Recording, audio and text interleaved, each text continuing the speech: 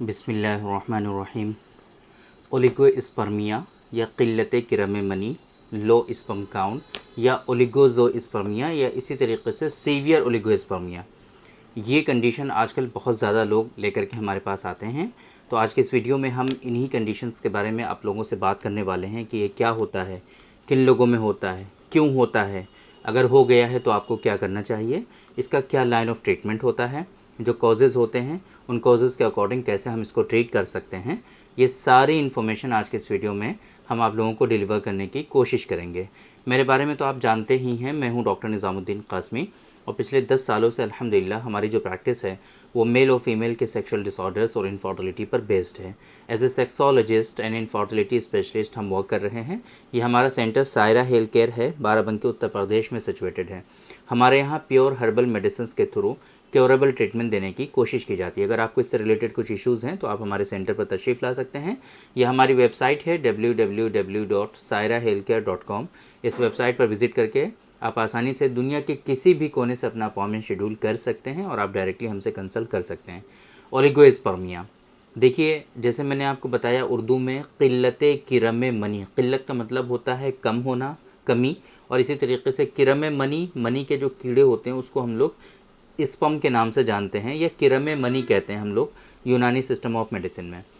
अब होता क्या है कि बहुत सारे लोग ऐसे होते हैं कि जिनकी शादी को कई साल गुजर जाते हैं और वो लोग ट्राई भी कर रहे होते हैं, सेक्सुअल इंटरकोर्स भी कर रहे होते हैं, अनप्रोटेक्टेड है ना, सेक्सुअल इंटरकोर्स कर रहे हैं, लेकिन उसके बावजूद उनकी वाइफ जो है वो कंसीव नहीं हो पा रही, उनके यहाँ प्रेगनेंसी नहीं हो पा रही है।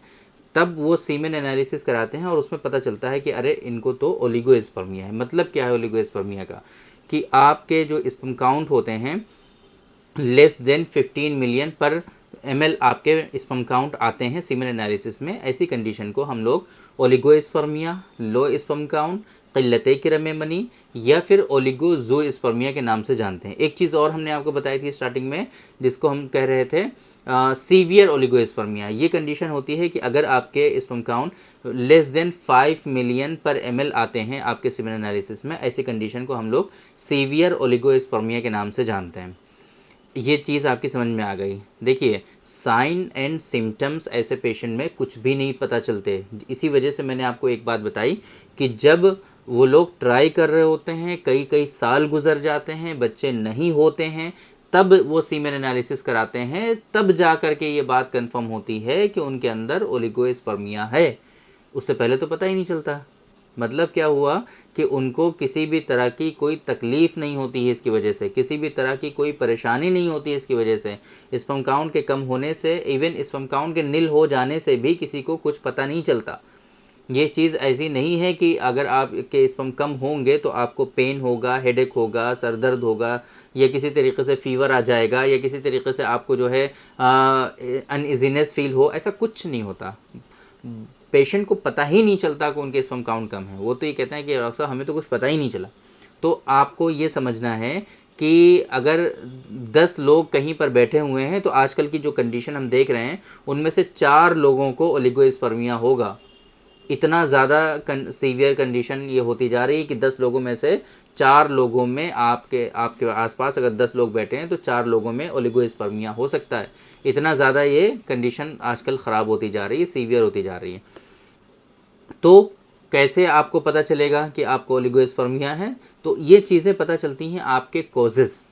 ये चीज़ें डिपेंड करती हैं आपके कॉजेज़ के ऊपर कि ओलिगोस्पर्मिया अगर आपको है तो उसके पीछे के फैक्टर्स क्या हैं, सबब क्या हैं, कॉजेज़ क्या हैं, है ना, किन कारणों से आपके अंदर ओलिगोस्पर्मिया हो रहा है, उसके ऊपर डिपेंड करता है। फॉर एग्जांपल, बहुत ही कॉमन कॉज होता है ना, life style modification, hormonal imbalance, है ना, आपका वर्क जो है स्टाइल क्या है, आप कहाँ पर वर्क करते हैं, इन्वायरमेंट क्या है, इन सारी चीज़ों से आपके अंदर स्पर्म काउंट कम होता है। आमतौर पे हमने देखा है कि ऐसे पेशेंट में लेजीनेस रहती है, सुस्ती, थकान, काहली रहती है, लो लिबिडो रहता है, कुछ पेशेंट में इरेक्टाइल डिसफंक्शन होता है, कुछ पेशेंट में जो है सीमेन की क्वालिटी जो होती है वो ख़राब हो जाती है ना। इस तरह के सिम्टम्स कुछ लोगों में देखने को मिल सकते हैं। वो भी ओलिगोस्पर्मिया की वजह से नहीं, बल्कि उनके अंदर जो असल कारण है, जो हार्मोनल इम्बैलेंस है, जो लाइफ स्टाइल मॉडिफिकेशन है, उसकी वजह से वो सिम्टम्स देखने को मिलते हैं।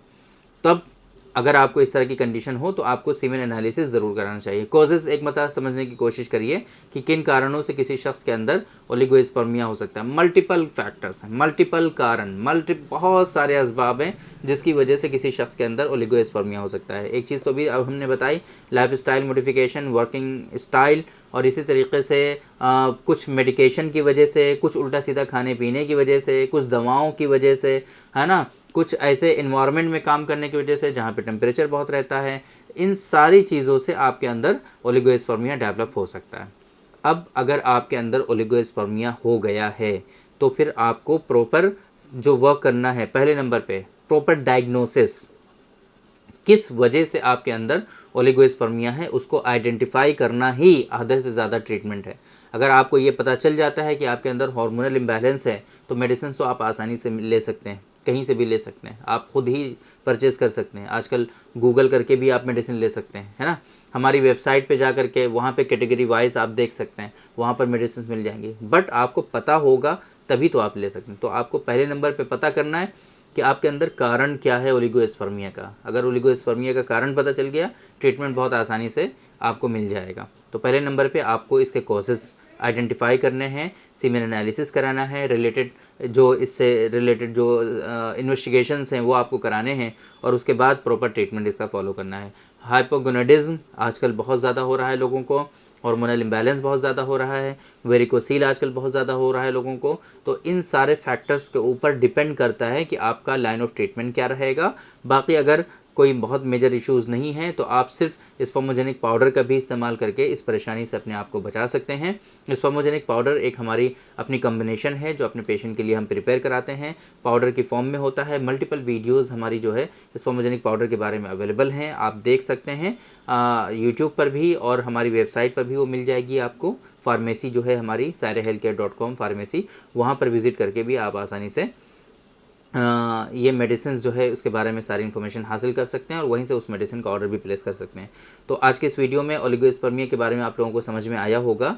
कल हम बात करने वाले हैं ओलिगोस्पर्मिया के ट्रीटमेंट के बारे में, कि अगर आपको ओलिगोस्पर्मिया है और उसके पीछे के क्या क्या कारण हैं उस जिसकी वजह से आपके अंदर ओलिगोस्पर्मिया होता है, उन कारणों को कैसे आपको रिजॉल्व करना है, जो असल रूट कोज है उस रूट कोज को कैसे रिमूव करना है, इसके बारे में हम कल की वीडियो में आप लोगों से बात करेंगे।